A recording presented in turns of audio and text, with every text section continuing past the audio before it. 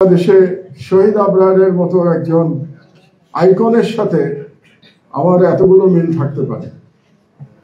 অমিলের জায়গা দুটো, একটা একটু আগে ইঙ্গিত দিয়েছি, 50 বছরের পার্থক্য, সুতরাং বিশাল জেনারেশনাল গ্যাপ, এটা একটা অমিল। ও আর একটা মিলের কথা বলতে ভুলে গেছি। শহীদ আবরারকে যারা সারা রাত ধরে নির্যাতন করে হত্যা করেছিল, তারাই আবার আমার উপরে আক্রমণ চালিয়েছিল কুষ্টিয়াতে 2018 সালে। এটাও একটা আশ্চর্যজনক মিল, কারণ আমারও সেদিন নিহত হওয়ার কথা ছিল। আমি নিহত হই নাই, আল্লাহর ইচ্ছা অন্যরকম ছিল। তো অমিলের জায়গা যেটা বললাম, একটা তো 50 বছরের পার্থক্য, বিশাল জেনারেশনাল গ্যাপ। দ্বিতীয় অমিল, শহীদ আবরার শহীদ হতে পেরেছেন, আমি শহীদ হতে পারি নাই। হয়তো আমারই শহীদ হওয়া উচিত ছিল, কারণ আমার যত কিছু দেয়ার, যতটুকু দেয়ার আল্লাহ আমাকে ক্ষমতা দিয়েছেন, সেটা দেওয়ার সময় তো মোটামুটি পেরিয়ে গেছে। আমাদের শহীদ আবরারের অনেক কিছু দেয়ার ছিল জাতিকে, সেটা তিনি দিয়ে যেতে পারেন নাই। সেই জন্যে শাহাদাতটা পরিবর্তন হলে দেশের জন্য হয়তো উপকারী হতো। আমি শহীদ হতে পারতাম 2018 সালের 22শে জুলাই, সেটা হই নাই। সেটা না হয়ে পরবর্তীতে আবরার শহীদ হয়েছে। তো শহীদ আবরারের লড়াইটা কি ছিল? সে কোনো রাজনীতি করতো না, আমরা জানি। সে কোনো প্রত্যক্ষ রাজনীতির সাথে জড়িত ছিল না, কিন্তু তার অগাধ দেশপ্রেম ছিল এবং সে ভারতীয় আধিপত্যবাদের বিরুদ্ধে তার আওয়াজ তুলেছিল। এইটুকুই ছিল শহীদ আবরারের জীবন। এবং ভারতীয় আধিপত্যবাদের বিরুদ্ধে আওয়াজ তোলবার জন্য তাকে শহীদ হতে হয়েছে।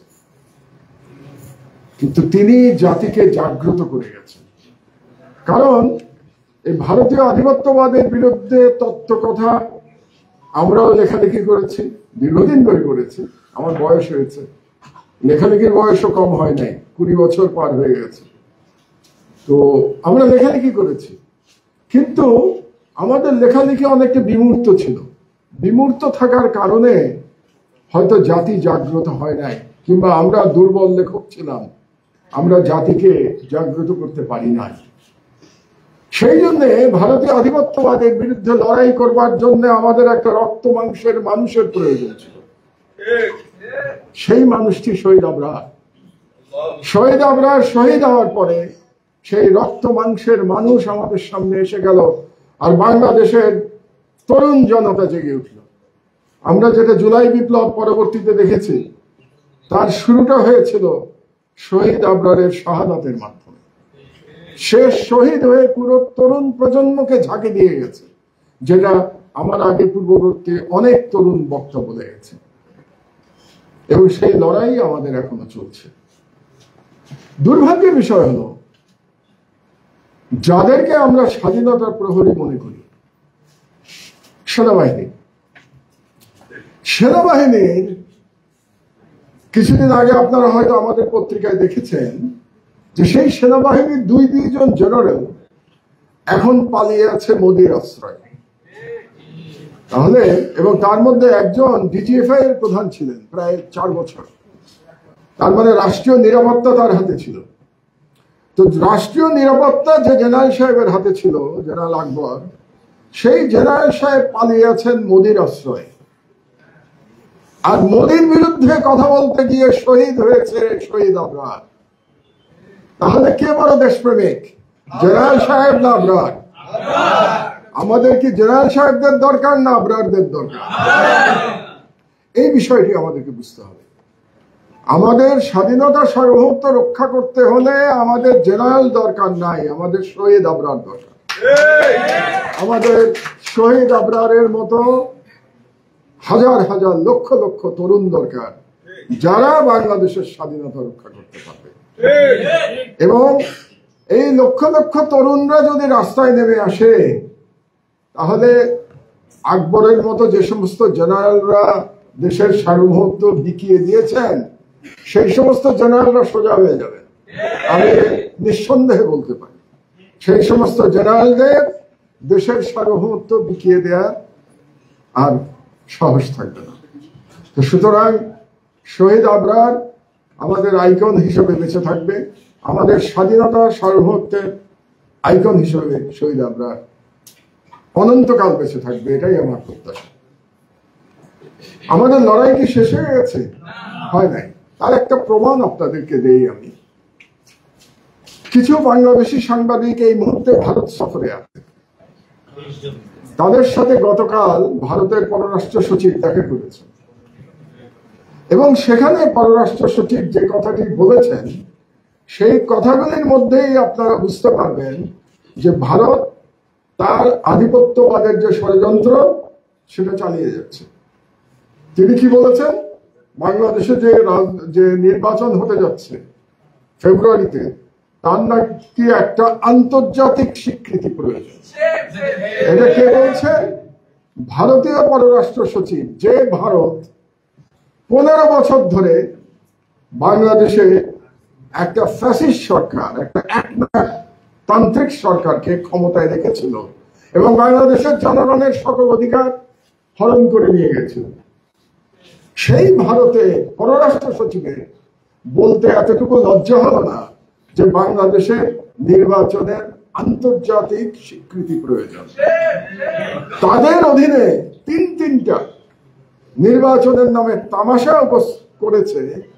আমি অবাক হলাম যে আমাদের কোন সাংবাদিক তাকে বললেন না যে আপনারাই তো বাংলাদেশে তিনটা নির্বাচনের নামে তামাশা মঞ্চস্থ করেছেন। প্রথমে একদলীয়, তারপরে মধ্যরাতের নির্বাচন, তারপরে আমিন নির্বাচন। আমাদের এই লড়াই দীর্ঘ লড়াই এবং এই লড়াই বাংলাদেশ এমন একটা জিওগ্রাফিক্যাল জায়গায় আছে। একটু আগে রনি জিওপলিটিক্স এর কথা বলছিল, আমি খুব সংক্ষেপে বলবো 2-3 লাইন যে আমাদের জিওগ্রাফিক্যাল লোকেশনটা খুব চ্যালেঞ্জিং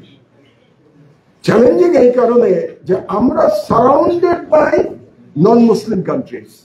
আমরা একটা দ্বীপের মতো, একটা মুসলমানদের দ্বীপ হচ্ছে বাংলাদেশ, তার চারদিকে প্রায় পুরোটা অংশ জুড়ে হচ্ছে হিন্দুত্ববাদী ভারত, আর একদিকে বুদ্ধিস্ট মিয়ানমার। সুতরাং আমাদের লড়াই চলমান।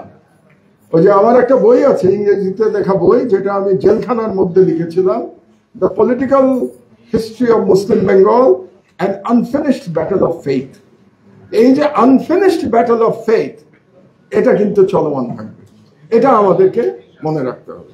সুতরাং আমাদের সার্বভৌমত্ব বজায় রাখতে হলে এইটা বিশ্বাসের মধ্যে দিয়ে সার্বভৌমত্ব বজায় রাখতে হবে, আর নয়তো সার্বভৌমত্ব থাকবে না। এটাই হচ্ছে আমার আপনাদেরকে মেসেজ দিতে চাচ্ছি আমি। এবং আপনারা জানেন আমি বুয়েটের ছাত্র, আবার কেউ হয়তো জানতে পারেন আমি কিন্তু এই বিশ্ববিদ্যালয়েরও ছাত্র, আমি আইবিএর ছাত্র। সুতরাং এই পাশেই এই মধুর ক্যান্টিনে অনেক চা খেয়েছি, কাজেই 2 বিশ্ববিদ্যালয়েরই ছাত্র আমি। তো আমাদের লড়াই দীর্ঘ লড়াই, ইনশাআল্লাহ। আমার তো বয়স হয়ে গেছে, আগেই বললাম, তবে এই বয়সে এসে আমি প্রথম বাংলাদেশ সম্পর্কে আশাবাদী হতে শুরু করেছি। কারণ আমাদের জেনজি রেভলিউশন, আমাদের ছেলেমেয়েরা যে এতটা পরিবর্তিত হয়ে গেছে, তারা যে এতটা কালচারালি কনসিয়াস হয়ে গেছে, তারা যে এতটা আত্মপরিচয়ে বলিয়ান হয়ে গেছে, এটা জুলাই বিপ্লব না হলে আমি জানতাম না। সুতরাং জুলাই বিপ্লবের মাধ্যমে তরুণরা আমাদেরকে জানিয়েছে যে বাংলাদেশকে আর পদোন্নত করা যাবে না, বাংলাদেশের সার্বভৌমত্ব আর লুণ্ঠন করা যাবে না। সেটা যতই ভারতে বসে ফ্যাসিস্ট শেখ হাসিনা অপচেষ্টা চালিয়ে যাক না কেন, আমাদের তরুণরা অবশ্যই ভারতীয় সকল অপচেষ্টা রুখে দেবে। এবং আমাদের তরুণদের সেই লড়াইয়ে আমি বৃদ্ধ মাহমুদুর রহমান সঙ্গে থাকার কথা বলে এবং অঙ্গীকার করে আমার বক্তব্য শেষ করছি। আল্লাহ হাফেজ।